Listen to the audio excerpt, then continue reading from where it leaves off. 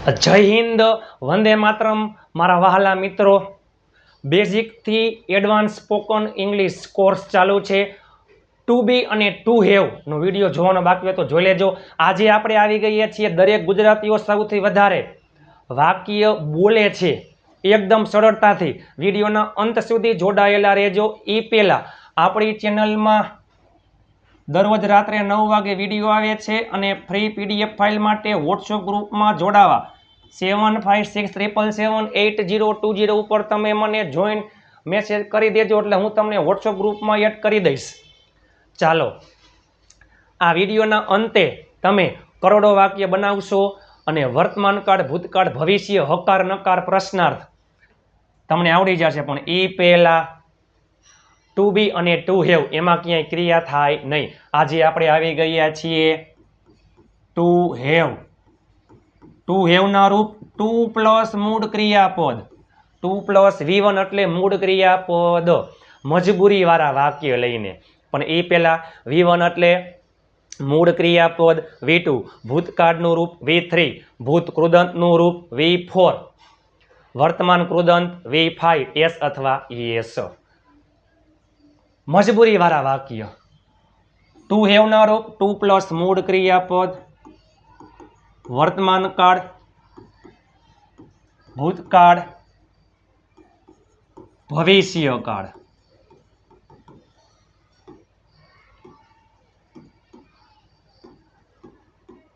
વર્તમાન કાળ.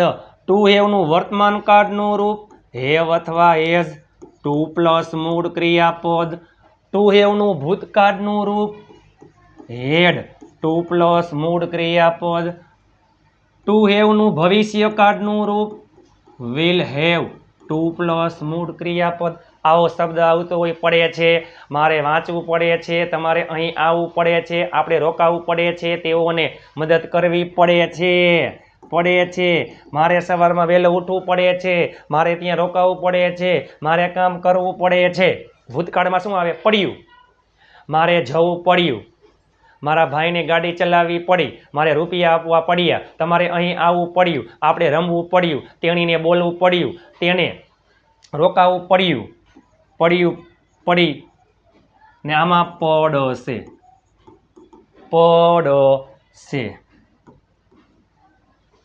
પડશે. તમારે અહીં આવવું પડશે, મારે જવું પડશે, તેઓને બોલવું પડશે, આપણે રોકાવું પડશે. બરોબર. ચાલો, વર્તમાન કાળમાં હેવ હેઝ ટુ પ્લસ મૂળ ક્રિયાપદ, ભૂતકાળમાં હેડ ટુ પ્લસ મૂળ ક્રિયાપદ, ભવિષ્યમાં વિલ હેવ ટુ પ્લસ મૂળ ક્રિયાપદ. ખાલી ટુ હેવના રૂપમાં ક્યાંય ક્રિયા થાય નહીં, મુખ્ય ક્રિયાપદ ન આવે. આમાં ટુ પ્લસ મૂળ ક્રિયાપદ. ચાલો, આઈ, વી, યુ, ધે અને બહુવચન. આમાં શું આવે? હેવ, હી, સી, ઇટ અને એકવચન. આમાં શું આવે? Has.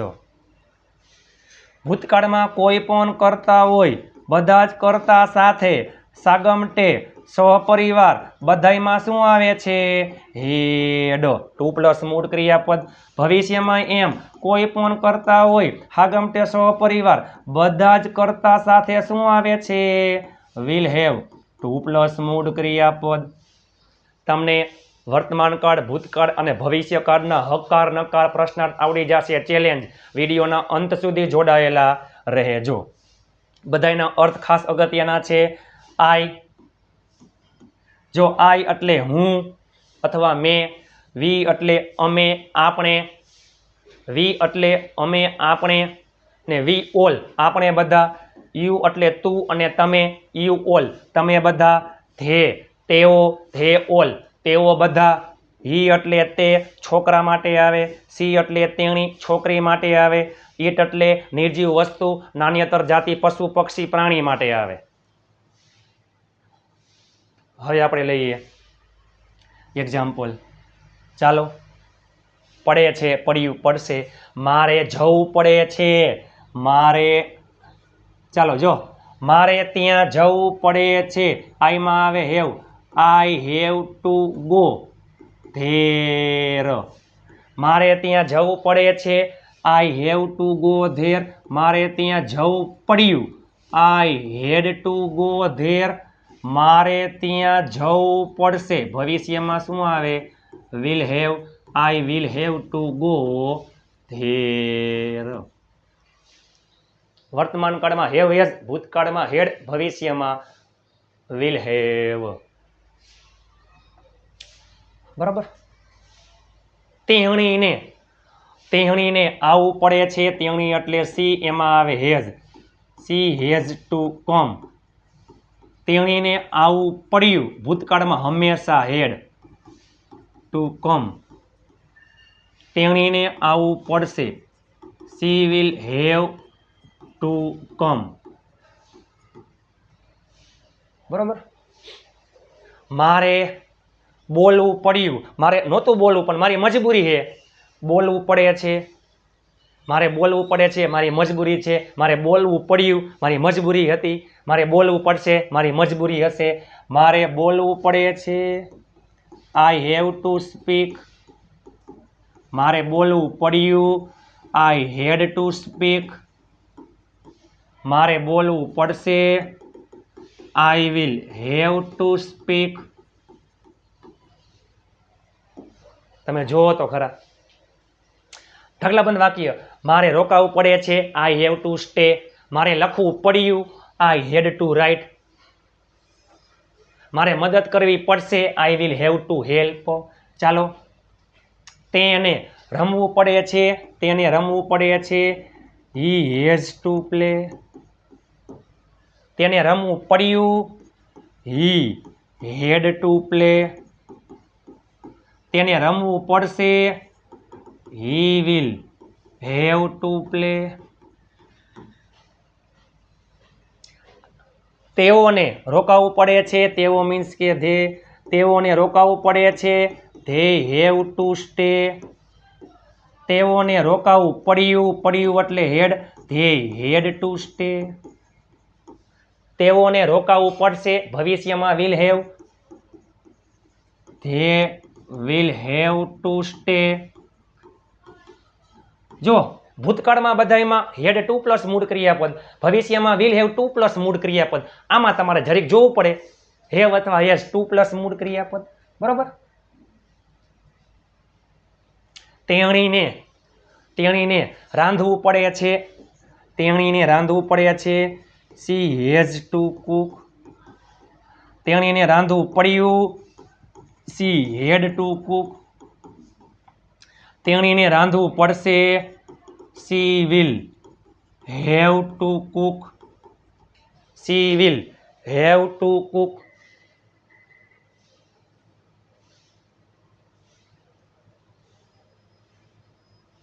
C will have to cook મારે યાદ કરાવવું પડે છે મારે યાદ કરાવવું પડે છે આઈ હેવ ટુ જો રિમેમ્બર એટલે યાદ જે પોતે યાદ કરતા હોય આપણે ખુદ યાદ કરતા હોય તો રિમેમ્બર બીજાને યાદ કરાવતા હોય તો remind I have to remind મારે યાદ કરાવવું પડ્યું આઈ હેડ ટુ રિમાઇન્ડ મારે યાદ કરાવવું પડશે I will have two remind અન્ય શબ્દ હોય એ હંમેશા અન્ય શબ્દ કર્મ પછી આવે બરાબર તેને રમવું પડે છે હી હેઝ ટુ પ્લે તેને ક્રિકેટ રમવું પડે છે he has to play cricket બરાબર ચાલો જોઈએ તો મારે ગાડી ચલાવવી પડે છે મારે ગાડી ચલાવવી પડે છે I have to drive a car મારે ગઈકાલે ગાડી ચલાવવી પડી મારે ગઈકાલે ગાડી ચલાવવી પડી I have to drive a car ગઈકાલ એટલે યસ્ટરડે સમય છેલ્લે આવે મારે આવતીકાલે ગાડી ચલાવવી પડશે I will have to drive a car tomorrow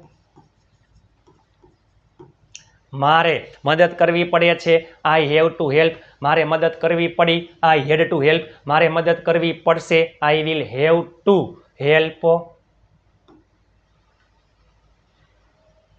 પાર્થને કામ કરવું પડે છે, પાર્થને કામ કરવું પડે છે, પાર્થ હેઝ ટુ વર્ક, પાર્થને કામ કરવું પડ્યું, પાર્થ હેડ ટુ વર્ક, પાર્થને કામ કરવું પડશે, Parth will have to work, Parth will have to work.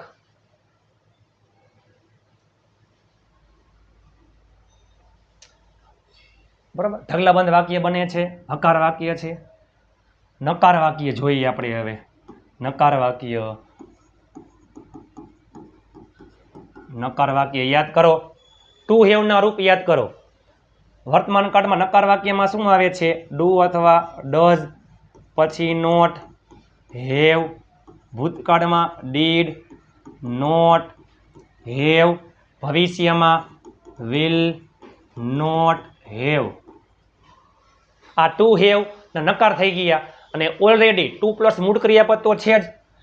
Two plus મૂળ ક્રિયાપદ બધાયમાં એમને ટુ પ્લસ મૂળ ક્રિયાપદ. પાર્થને કામ કરવું પડે છે, પાર્થ હેઝ ટુ વર્ક. પાર્થને કામ કરવું પડતું નથી તો Parth does not have to work.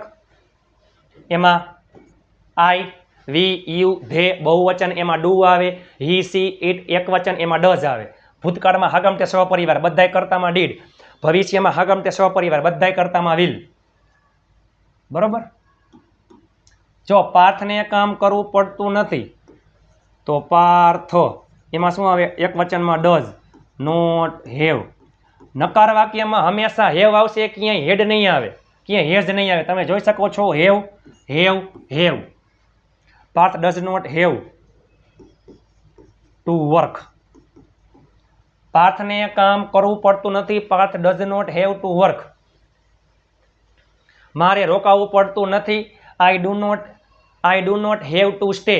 મારે વાંચવું પડતું નથી, I do not have to read. મારે લખવું પડતું નથી, I do not have to write. મારે જવું પડતું નથી, I do not have to go. મારે આવવું પડતું નથી, I do not have to come. પાર્થને કામ કરવું ન પડ્યું તો Parth did not have to work. પાર્થને કામ કરવું પડશે નહીં, Parth will not have to work. મારે રોકાવું પડતું નથી. જો મારે રોકાવું પડતું નથી, આઈ માં આવે ડુ, પછી નોટ, હંમેશા હેવ, ટુ પ્લસ મૂળ ક્રિયાપદ, I do not have to stay. એક આવડે એટલે બાકીના બે આવડી જાય. મારે રોકાવું પડતું નથી, I do not have to stay. મારે રોકાવું ન પડ્યું, I did not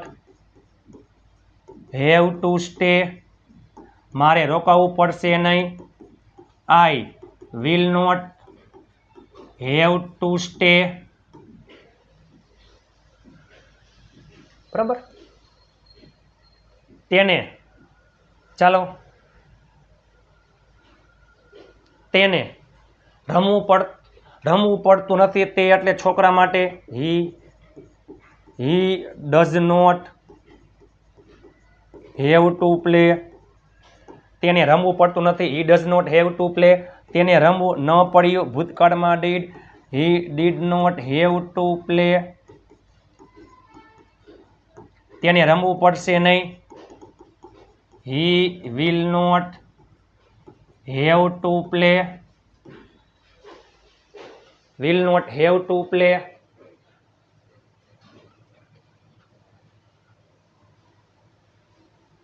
will not have to play. આ છે નકાર વાક્ય.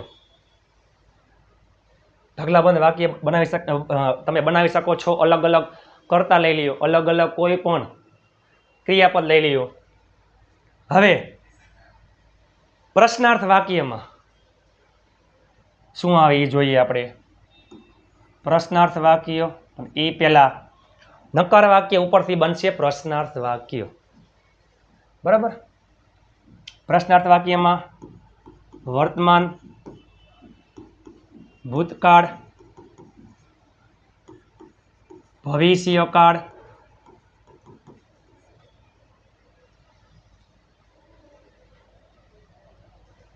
વર્તમાન કાળમાં છે ને શું આવતું? Do does. ક્યાં આવી જાય? આગળ આવી જાય. ડુ અથવા ડઝ કર્તા મુજબ આવે, પછી હેવ, પછી ટુ પ્લસ મૂળ ક્રિયાપદ એમને એમ કર્મ અન્ય શબ્દ. ભૂતકાળમાં શું આવી જાય? ડીડ, પછી કર્તા, હેવ, ટુ પ્લસ મૂળ ક્રિયાપદ કર્મ અન્ય શબ્દ. ભવિષ્યમાં વિલ, પછી કર્તા, હેવ, ટુ પ્લસ મૂળ ક્રિયાપદ કર્મ અન્ય શબ્દ.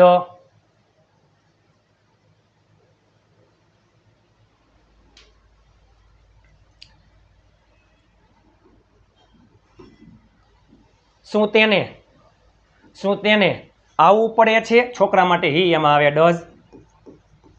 Does he have to come? શું તેને આવવું પડે છે? Does he have to come? શું તેને આવવું પડ્યું? Did he have to come? શું તેને આવવું પડશે? વિલ હી હેવ ટુ કમ?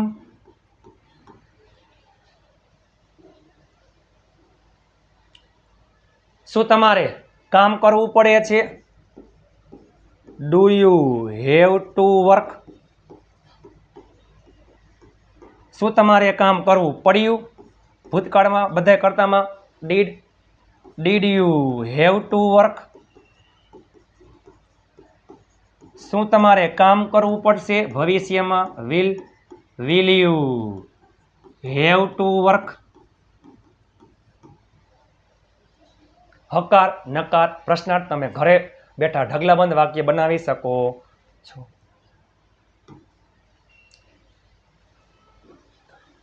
ચાલો હવે નવું વાક્ય. હકાર, નકાર, પ્રશ્નાર્થ. તેને લખવું પડે છે. જો તેને લખવું પડે છે. He has to work. તેને લખવું પડે છે. He has to write. તેને લખવું પડતું નથી. He does not have to write. શું તેને લખવું પડે છે? સહાયકારક ક્રિયાપદ ક્યાં આવી જાય? આગળ. Does he have to write? તેને લખવું પડ્યું. He had to write. તેને લખવું ન પડ્યું. ભૂતકાળમાં did. He did not have to write. નકાર અને પ્રશ્નાર્થમાં હંમેશા બધી જગ્યાએ હેવ જ આવશે. શું તેને લખવું પડ્યું? Did he have to write? તેને લખવું પડશે. He will have to write. તેને લખવું પડશે નહીં. He will not have to write. શું તેને લખવું પડશે? Will he have to write? તમે પણ નવું વાક્ય બનાવી શકો છો. વર્તમાન કાળ, ભૂતકાળ, ભવિષ્ય કાળ. હું તમને એક વાક્ય આપું છું, તમે નીચે અંગ્રેજીમાં કોમેન્ટ કરી નાખજો. ચાલો.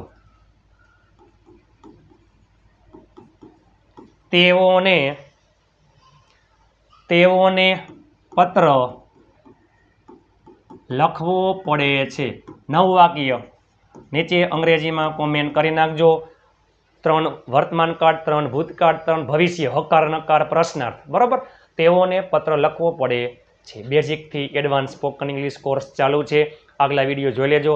આ વિડીયો તમને કેવો લાગ્યો નીચે કોમેન્ટ કરી નાખો. વિડીયોને તમારે 5 ગ્રુપમાં શેર કરવાનું ભૂલતા નહીં. લાઇક, શેર, ચેનલને સબસ્ક્રાઇબ કરવાનું ભૂલતા નહીં. ચાલો મળીએ આવતીકાલે નવા વિડીયો સાથે. ત્યાં સુધી સ્વસ્થ રહો, મસ્ત રહો. જય હિન્દ, વંદે માતરમ મારા વહાલા મિત્રો.